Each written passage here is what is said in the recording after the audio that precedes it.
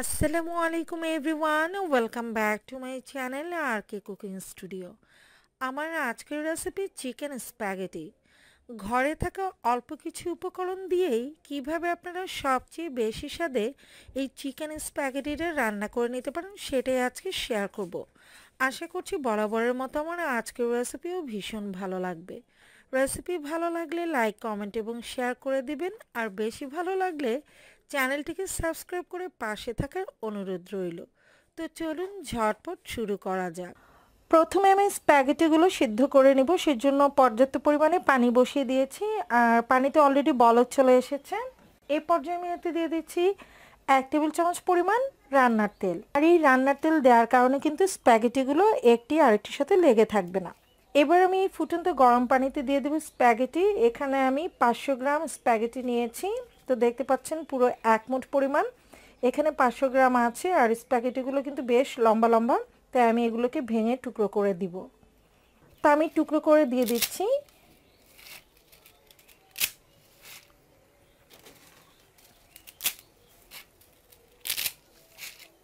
তো বেশ কিছুক্ষণ এগুলোকে সেদ্ধ করে নিতে হবে। নুডলস সেদ্ধ হতে কিন্তু খুব বেশি সময় লাগে না, বাট স্প্যাগেটি সেদ্ধ হতে একটু সময় লাগবে। তো ফিরে আসছি সেদ্ধ হয়ে যাওয়ার পর। আমি প্রায় 10 মিনিটের মতো সেদ্ধ করে নিয়েছি আর এখন একদম পারফেক্টলি সেদ্ধ হয়ে গেছে। আমি চেক করে নিয়েছি।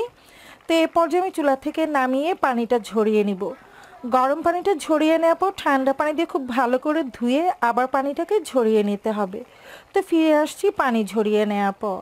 তো এবার আমি স্প্যাগেটিগুলো রান্না করে নিব। সেজন্য প্রথমে আমি কড়াইয়ে নিয়ে নিচ্ছি 1/3 কাপ রান্নার তেল। দিয়ে দিচ্ছি 2টো মিডিয়াম সাইজের পেঁয়াজ কুচি। কাঁচামরিচ কুচি দিয়ে দিচ্ছি 5টি। আর কাঁচামরিচগুলোকে এরকম কুচি করে কেটে নিয়েছি। ঝালটা আপনাদের পছন্দ মতো বাড়িয়ে বা কমিয়ে নিতে পারেন। আজকে একদম ঘরোয়া পদ্ধতিতে আমি এই চিকেন স্প্যাগেটিটা রান্না করে দেখাবো। আর এভাবে রান্না করে দেখতে পারেন, খেতে কিন্তু ভীষণ ভালো লাগে।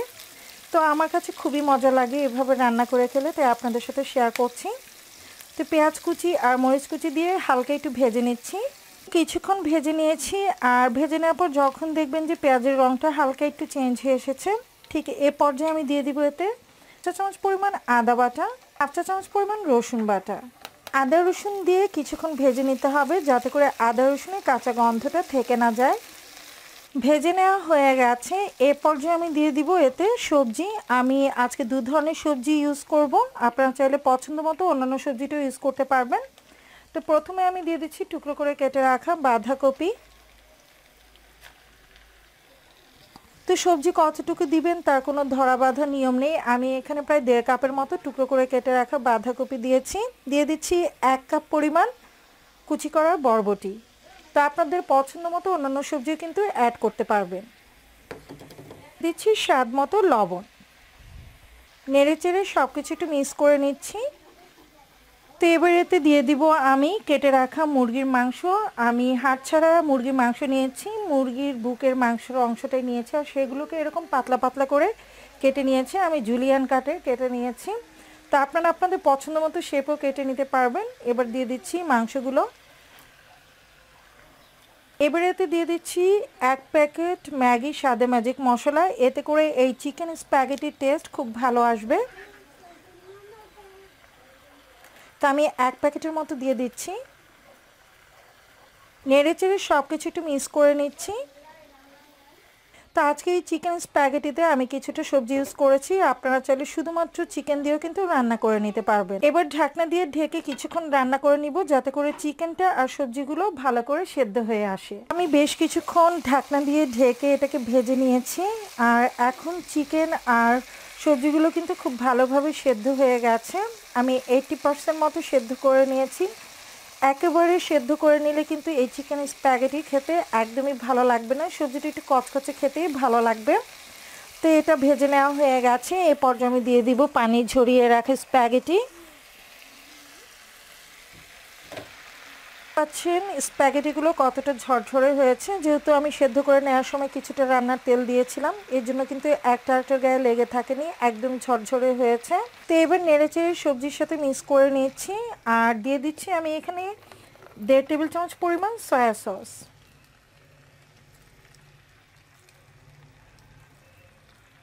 তো টমেটো কেচাপ দিয়ে দিচ্ছি 1/3 কাপ পরিমাণ। অবশ্যই টমেটো কেচাপটা দিবেন, তাহলে এই চিকেন স্প্যাগেটি খেতে খুবই টেস্টি হবে।